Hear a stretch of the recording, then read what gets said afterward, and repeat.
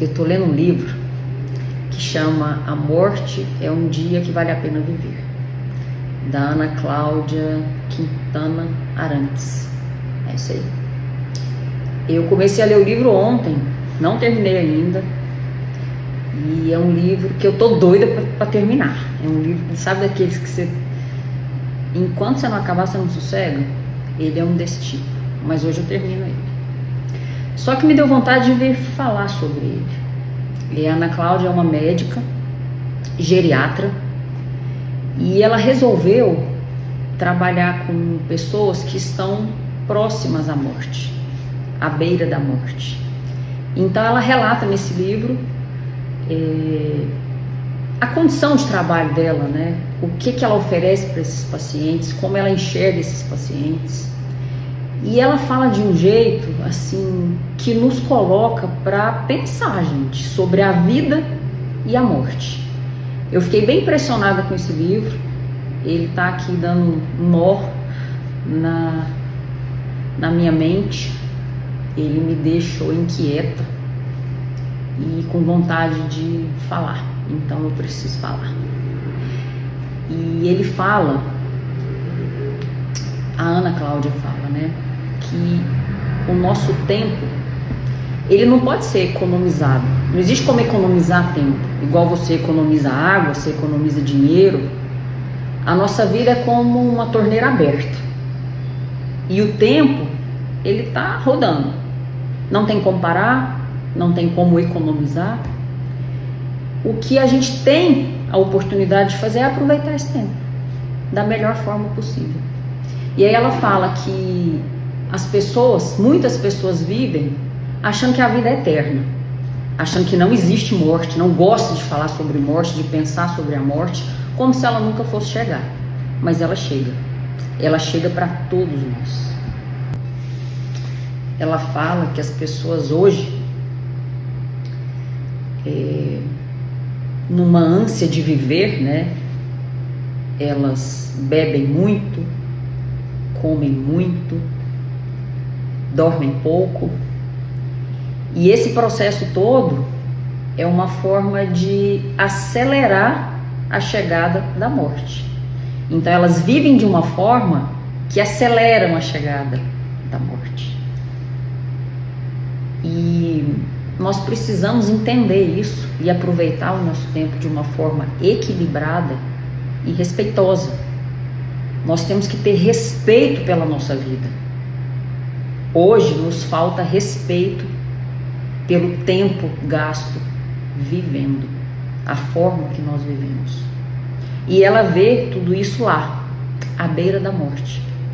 Quando as pessoas chegam lá com um sentimento de culpa muito grande por não terem feito muita coisa, por não terem dado tempo, às vezes, para a família, para um amor, para um amigo.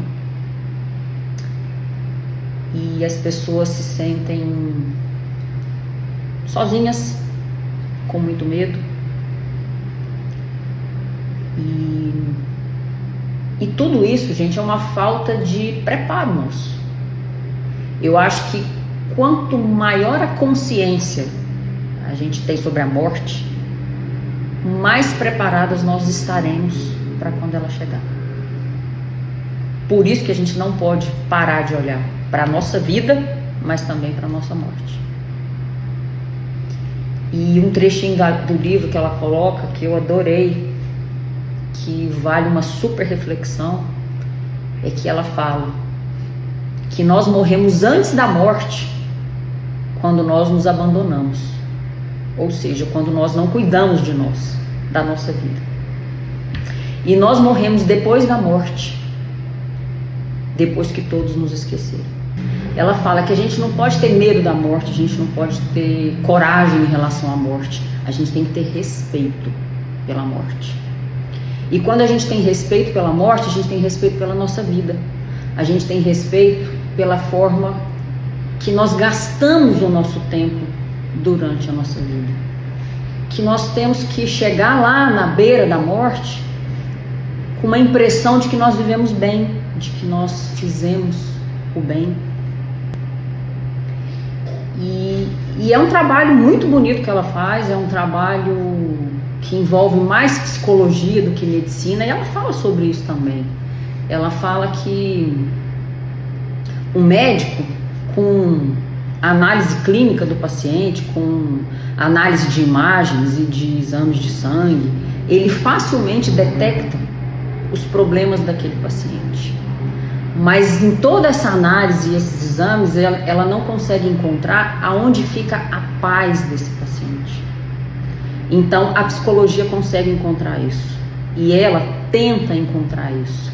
Ela cuida de tratamentos paliativos, né? Então ela tenta encontrar paz para esse paciente dela e deixar ele em paz para que ele encontre a morte, né, de uma forma leve. Esse livro ele foi escrito, acho que em 2013, se não me engano. Então já tem mais de 10 anos, né? E ele só chegou à minha mão agora. E eu acho que tudo tem a hora certa. Eu acho que se esse livro tivesse chegado até mim há 10 anos atrás, eu não teria dado valor nenhum a ele. Hoje, ele veio como uma luva. Eu acho que hoje eu penso muito nessa história do tempo. É uma coisa que mexe comigo, sabe?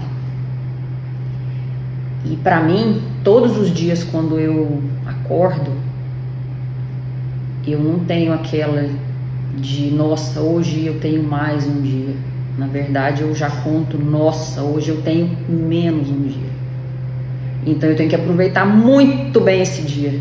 Eu tenho que fazer valer a pena. Eu tô nessa contagem agora. E esse livro caiu como um presente de sabedoria.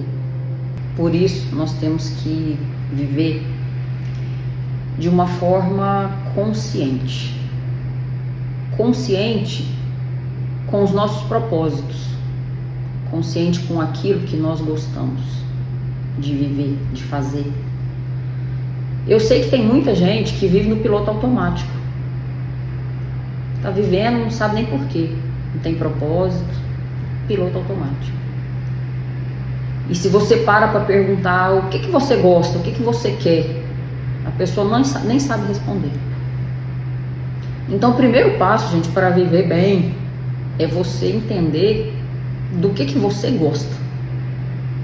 O que você quer para sua vida, aonde você quer chegar, qual é o seu propósito. Essa é uma das perguntas mais difíceis da vida. Da vida. A gente não tem essa resposta pronta, não. Eu acho que eu comecei a ter essa resposta agora, depois dos 50. Antes era meio piloto automático também. E aí quando você entende isso, você tem que buscar no seu dia a dia de vida fazer o que você gosta para chegar nesse seu propósito, para que você seja feliz, que você tenha uma vida leve. É muito ruim, gente, a gente trabalhar com uma coisa que a gente não está satisfeita, que a gente não gosta, que você está ali meio que forçado. Talvez seja até necessário trabalhar com algo que você não goste. Mas se você tem um propósito, um plano de vida, aquela fase ali que você vai ter que fazer por necessidade que você não gosta, ela vai passar. E aí você vai poder sim realizar o que você gosta, o que você ama, e você vai ter uma vida feliz. Vida feliz não quer dizer ter dinheiro não, tá? A gente pode ser feliz com um pouco dinheiro. A gente pode ser feliz fazendo o que a gente gosta, o que nos dá prazer, o que nos traz paz. Lembra da doutora Ana Cláudia falar que a medicina encontra tudo, menos onde fica a paz das pessoas? Então encontre a sua paz, encontre o seu propósito e vai morar lá, para você ter uma vida leve, para quando chegar a hora da sua morte, você passar de uma forma tranquila, uma forma que você olhe para trás e fala, nossa, como eu aproveitei minha vida, como eu fui feliz. Hoje eu busco isso. Eu tenho os meus planos para fazer o que me deixa feliz. Tá dando certo. Vim aqui conversar em uns planos. Eu adoro vir aqui conversar. É isso aí.